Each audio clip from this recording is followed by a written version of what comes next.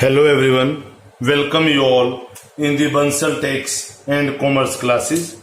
So today we are going to continue the topic, the chapter that is BRS, Bank Reconciliation Statement.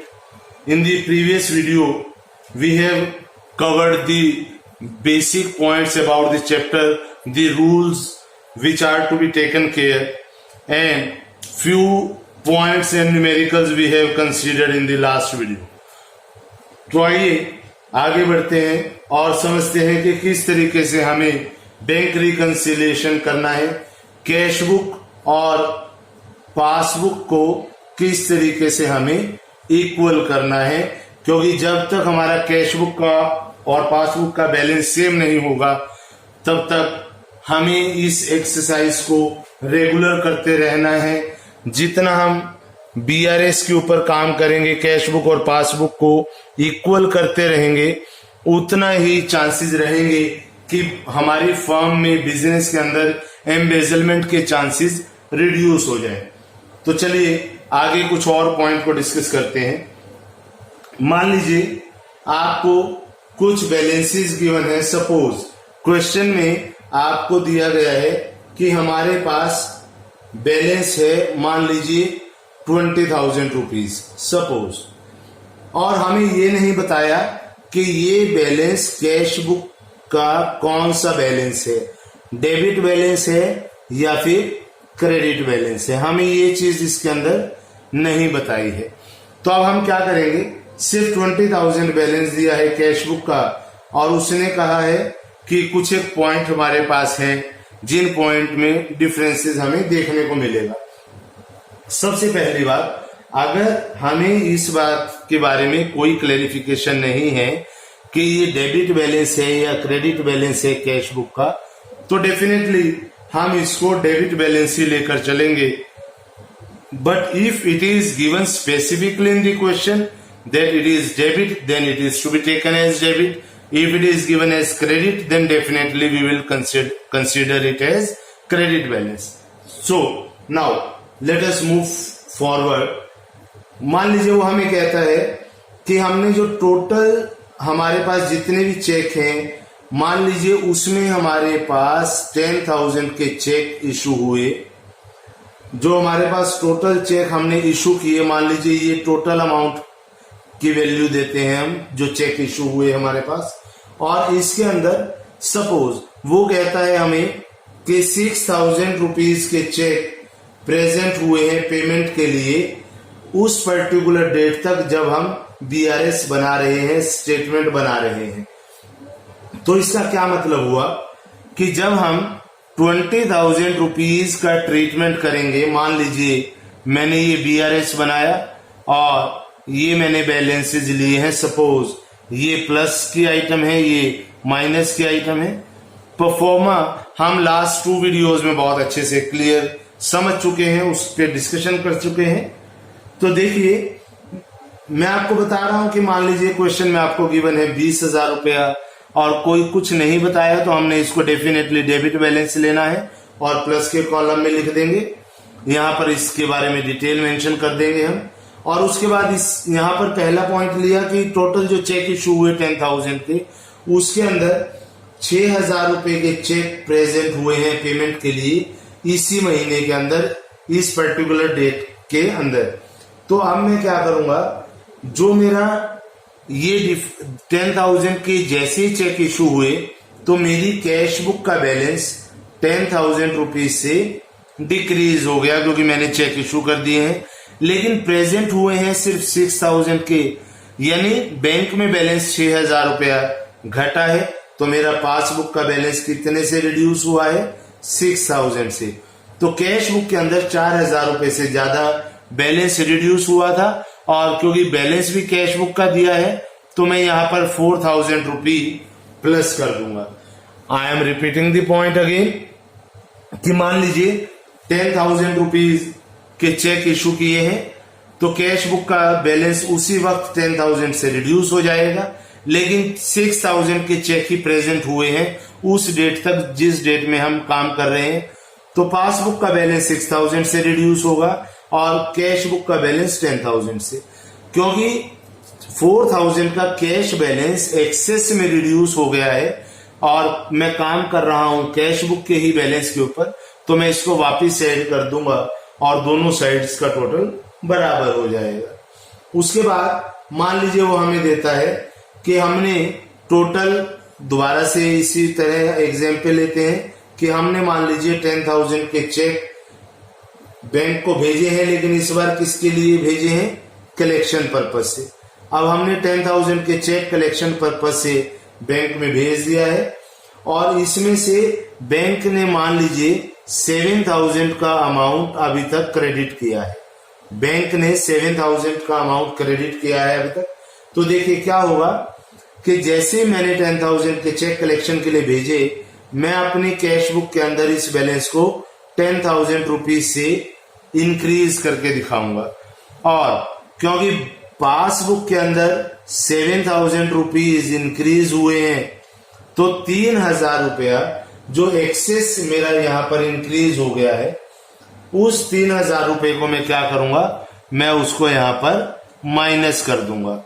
ये item मेरी plus की है, ये item मेरी minus की है, तो मैं 3,000 रुपीज वहां पर डिडक्ट कर दूंगा। उसके बाद मान लीजिए वो मुझे कहता है कि कैश बुक के अंदर जो बैंक ने रेंट पे किया है उसकी कोई भी एंट्री नहीं है, कोई भी एंट्री कैश बुक के अंदर नहीं की गई उस अमाउंट की जो अमाउंट हमने बैंक ने हमारे बिहाफ पर पे कर दिया है स्टैंडिंग इंस्ट्रक्शंस के बेसिस पर। तो अब मैं यहां पर क्या करूंगा? जैसे स्टैंडिंग इंस्ट्रक्शन के बेसिस पर बैंक पेमेंट करेगा, पासबुक का बैलेंस रिड्यूस हो जाएगा। अब क्योंकि मेरे पास बैलेंस कैश बुक का दिया है, तो मेरे पास अब क्या ऑप्शन है? जैसे ही कैश रेंट की पेमेंट बैंक करता है, क्योंकि बैंक को इंस्ट्रक्शन दी गई है, ये रिड्यूस हो गया है, कैश बुक में एंट्री नहीं है और मुझे बैलेंस कैश बुक का ही दिया है, तो मैं कैश बुक को भी अपने उतने ही अमाउंट से अगर रिड्यूस कर दूं तो मेरी दोनों साइड्स बराबर हो जाएंगी। तो मैं यहाँ पर मान लीजिए इस एंट्री को ले लेता हूं मैं 2,000 रुपया, तो यहाँ पर 2,000 को मैं रिकॉर्ड कर दूंगा और आइटम की नरेशन में यहाँ पर लिखता जाऊंगा। उसके बाद मान लीजिए इसी एग्जाम्पल को और आगे बढ़ाते हैं हम, और इसके अंदर उसने हमें कुछ और पॉइंट दिए हैं। सपोज वो हमें कहता है कि पासबुक एक क्रेडिट बैलेंस दिखाता है हमें, पासबुक हमें एक क्रेडिट बैलेंस दिखा रहा है, यानी इंक्रीज हो गया है। वहां पर मान लीजिए 500 रुपया इंटरेस्ट, 500 रुपया इंटरेस्ट इंक्रीज हो गया है, और मान लीजिए बैंक ने 100 रुपए से पासबुक का बैलेंस डिक्रीज कर दिया है। ये किसी भी तरीके के चार्जेस उन्होंने लगा दिए हैं और इसकी एंट्री कैश बुक में रिकॉर्ड नहीं हुई है। तो अब मैं क्या करूंगा? पासबुक में जो 500 रुपीज इंटरेस्ट के क्रेडिट हुए हैं मेरे पास, क्योंकि न्यूमेरिकल में कैश बुक का बैलेंस गिवन है, तो मैं अपनी कैश बुक को क्या करूंगा? अपनी कैश बुक को मैं 500 रुपीज से इंक्रीज कर दूंगा और 100 रुपीज से पासबुक का बैलेंस रिड्यूस हो गया है, घट गया है, तो मैं यहां पर क्या करूंगा? 100 रुपीज यहां पर माइनस कर दूंगा और 100 रुपये माइनस करने के बाद मेरे पास यहां पर जो भी टोटल बनेगा वो डिफरेंस मेरे पास पासबुक का बैलेंस आएगा। मान लीजिए इसी क्वेश्चन को मैं यहीं पर क्लोज करता हूं और इसका टोटल करने की कोशिश करते हैं। देखिए हमारे पास इस साइड का टोटल कितना आ रहा है? 5100। हमारे पास यहाँ टोटल आया 5100 और यहाँ पर अगर मैं टोटल करता हूं तो मेरे पास 24500 टोटल आता है। 24500 यहाँ टोटल आ गया। अब जो यहाँ पर डिफरेंस है वो डिफरेंस मैं यहाँ पर रिकॉर्ड कर लूंगा और इसको कहेंगे हम क्रेडिट बैलेंस, पासबुक का क्रेडिट बैलेंस। तो इस तरीके से हमें क्वेश्चन के अंदर अगर कैश बुक का डेबिट बैलेंस दिया है, कैश बुक का अगर डेबिट बैलेंस दिया है, तो हमारा रिजल्ट पासबुक के क्रेडिट बैलेंस पर आना चाहिए, और अगर हमें कैश बुक का क्रेडिट बैलेंस दिया है तो मेरा पासबुक के अंदर डेबिट बैलेंस आना चाहिए। तो ये हमने कल बात की थी लास्ट क्लास के अंदर कि हम 4 तरीके से इस क्वेश्चन को कर सकते हैं। किसी भी तरीके से हमें न्यूमेरिकल पूछा जा सकता है, तो एग्जाम में मुझे देखना होगा कि मेरा क्वेश्चन कौन सी बुक से स्टार्ट होता है। तो एक मेथड जो हम कर चुके हैं, इस मेथड को करने के बाद दूसरे मेथड को उठाते हैं और फिर देखते हैं कि न्यूमेरिकल को किस तरीके से कंसीडर किया जाएगा जब हमारा मेथड चेंज हो जाएगा। अभी तक हमने जो बात की, हम बात कर रहे थे कि हमें कैश बुक का डेबिट बैलेंस गिवन है, और जब कैश बुक का डेबिट बैलेंस गिवन है और इसका रिजल्ट आता है पासबुक के क्रेडिट बैलेंस पर, तो हमने कल डिस्कस किया था कि ये हमारा फेवरेबल बैलेंस है, इसको हम कहते हैं फेवरेबल बैलेंस। लेकिन जो अब हम बात शुरू कर रहे हैं उसके अंदर कैश बुक का क्रेडिट बैलेंस हम ले रहे हैं, कैश बुक का क्रेडिट बैलेंस हम लेंगे, और डेफिनेटली हमारा रिजल्ट कैसे आना चाहिए, पासबुक का डेबिट बैलेंस हमारे पास क्वेश्चन में आना चाहिए, हमारा रिजल्ट निकल के आना चाहिए, और इसको हम क्या कहेंगे, अनफेवरेबल बैलेंस, इसको हम कहते हैं अनफेवरेबल बैलेंस। तो हम अपने न्यूमेरिकल को स्टार्ट करते हैं और देखेंगे कि किस तरीके से फेवरेबल या अनफेवरेबल बैलेंस होने से हमारी स्टेटमेंट के ऊपर इम्पैक्ट आता है। मान लीजिए अब हमें क्वेश्चन में गिवन है कि कैश बुक का जो ओवरड्राफ्ट बैलेंस है मेरे पास, यानी कि जो क्रेडिट बैलेंस है, मान लीजिए वो है मेरे पास 95,000। सपोज 95,000 बैलेंस दिया है, तो मैं उसी तरीके से परफॉर्मा यहां पर बना लूंगा।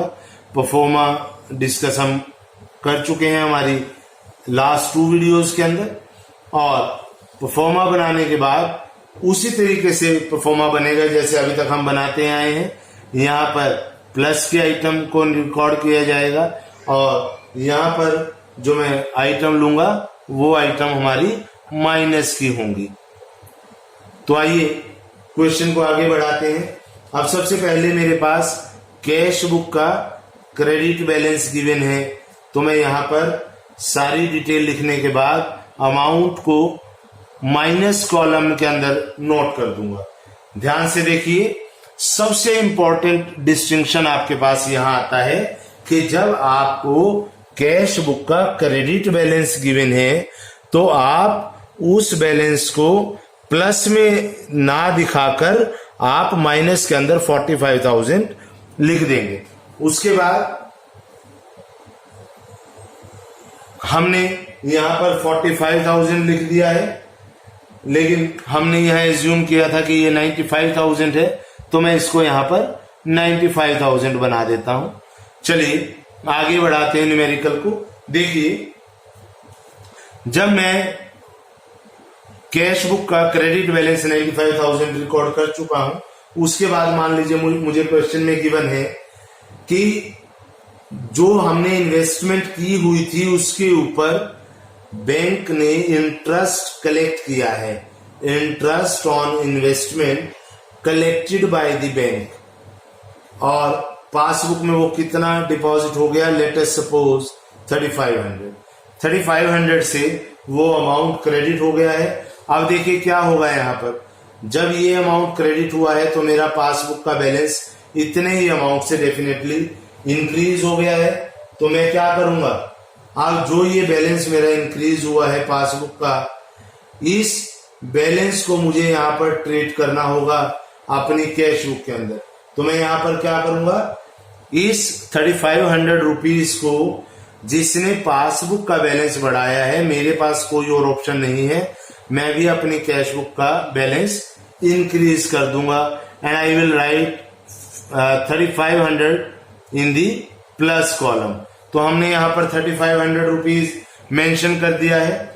उसके बाद मान लीजिए वो हमें क्वेश्चन में कहता है कि जो हमारा चेक डिपॉजिट हुआ है बैंक के अंदर, बैंक के अंदर एक चेक डिपॉजिट हो गया है और डिपॉजिट होने के बाद उसको कलेक्शन के लिए नहीं भेजा, मतलब बैंक में तो चेक डिपॉजिट कर दिया मैंने, लेकिन उसको कलेक्शन के लिए नहीं भेजा या फिर उसको कलेक्ट नहीं किया गया। अगर इस तरीके से पॉइंट मुझे दिया है और मान लीजिए इसकी वैल्यू मुझे गिवन है 7500, then what I will do, जैसे चेक को डिपॉजिट करता हूं मैं तो कैश बुक का बैलेंस मेरा इंक्रीज हो जाएगा, लेकिन पासबुक के अंदर कोई चेंज नहीं आया क्योंकि इसकी कलेक्शन नहीं हुई है। तो मैं अल्टीमेटली क्या करूंगा, क्योंकि बैलेंस मुझे कैश बुक का दिया है तो मैं इस अमाउंट को दोबारा से रिड्यूस कर दूंगा। तो 7500 रुपीज को यहाँ पर माइनस कॉलम के अंदर दिखा दिया जाएगा। अब उसके बाद इसको आगे बढ़ाते हैं और देखते हैं नेक्स्ट पॉइंट के अंदर वो हमें कहता है कि कैश बुक के अंदर हमने चेक को रिकॉर्ड किया लेकिन उसको कलेक्शन के लिए नहीं भेजा। हमने कैश बुक के अंदर चेक को रिकॉर्ड किया, मान लीजिए ये अमाउंट है 19,000, लेकिन हमने इसको कलेक्शन के लिए नहीं भेजा। तो इसका क्या मतलब हुआ, कैश बुक में जब मैं चेक को रिकॉर्ड कर रहा हूं यानी मेरा वो बैलेंस इंक्रीज हो रहा है और कलेक्शन ना होने के कारण मेरी पासबुक वहीं की वहीं स्टैंड कर रही है। Then what I will do, I will decrease the balance of cash book by the same amount, that is 19,000 और यहां पर 19,000 रुपया माइनस हो जाएगा।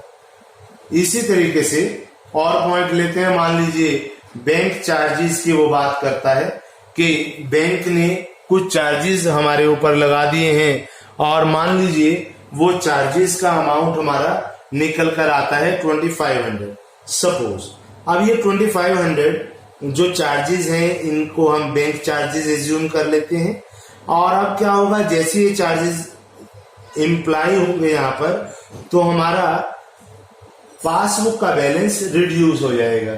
अब मेरे पास क्योंकि कैश बुक का बैलेंस गिवन है तो मैं भी अपनी कैश बुक को इतने ही अमाउंट से रिड्यूस कर दूंगा।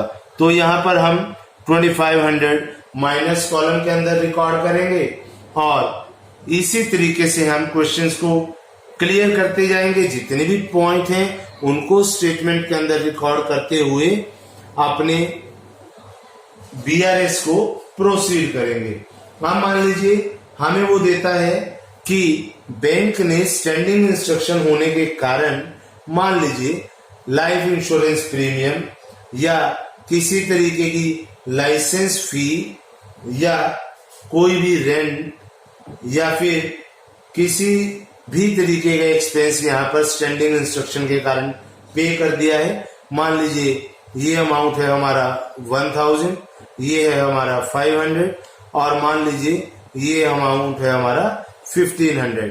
तो यहाँ पर टोटल हो गया 3000 रुपीज। तो ये जो 3000 रुपया हमने क्या किया, स्टैंडिंग इंस्ट्रक्शन होने के कारण बैंक ने पे कर दिया तो मैं अपनी पासबुक को 3000 से रिड्यूस कर चुका हूं। हमने जो बैलेंस स्टार्टिंग में लिया है वो कैश बुक का दिया है तो अल्टीमेटली हमें क्या करना होगा, कैश बुक को भी हमें 3000 से रिड्यूस करना होगा। तो यहाँ पर अलग अलग वैल्यू हम दिखाएंगे 1000, 500, 1500। इस तरीके से ये हमारी तीनों आइटम स्टैंडिंग इंस्ट्रक्शंस वाली यहाँ पर माइनस कॉलम में रिफ्लेक्ट करेंगी और हमारे पास स्टेटमेंट क्लियर होती जाएगी। जितनी एरर है वो एरर यहाँ पर रिमूव होते जाएंगे और आप फिर दोनों साइड्स का यहाँ टोटल करेंगे। टोटल करने के बाद जो भी आपके पास डिफरेंस होगा उस डिफरेंस को दूसरे कॉलम में लिखेंगे और आपको ये दिखाई देगा कि इसका टोटल ज्यादा होगा इसके टोटल के मुकाबले। तो फिर हमारे पास उसके बाद पासबुक का डेबिट बैलेंस आंसर के अंदर निकलेगा और उस बात से आपको ये बात क्लियर हो जाएगी कि हमने जो बात शुरू में की कि अगर मैं कैश बुक का डेबिट बैलेंस लेके चलता हूं तो मेरा आंसर पासबुक की क्रेडिट बैलेंस के साथ आना चाहिए। और अगर मैं यहाँ पर क्रेडिट बैलेंस लेता हूं कैश बुक का, तो मेरे पास डेबिट बैलेंस आना चाहिए पासबुक का। तो ये हमारा फेवरेबल बैलेंस है, ये हमारा अनफेवरेबल बैलेंस है। इस तरीके से हमारे ये दो मेथड, कैश बुक के डेबिट बैलेंस और कैश बुक का क्रेडिट बैलेंस, इससे हम प्रोसीड करेंगे और दोनों मेथड हम इस तरीके से आगे बढ़ेंगे। इसके बेसिस पे आप जितने भी न्यूमेरिकल करें उन न्यूमेरिकल्स को खूब अच्छे से प्रैक्टिस करें। और नेक्स्ट वीडियो में मैं आपको सेकंड मेथड यानी कि कैश बुक का क्रेडिट बैलेंस, इसके कुछ एक पॉइंट और इम्पोर्टेंट आपके साथ डिस्कस करने वाला हूं। और उसके बाद फिर हम पासबुक के बैलेंसेस को लेकर अपने क्लासेस को आगे बढ़ाएंगे। तो आपने तब तक न्यूमेरिकल्स की खूब अच्छे से प्रैक्टिस करनी है। और अगर आपको किसी भी तरीके से कोई डाउट आता है तो आप इस वीडियो के कमेंट बॉक्स के अंदर मेंशन कर दें। नेक्स्ट वीडियो स्टार्ट करने से पहले उन डाउट्स को क्लियर किया जाएगा और आपको और सारी बातें एग्जाम्पलीफाई करके बताई जाएंगी। So till that time, thank you very much.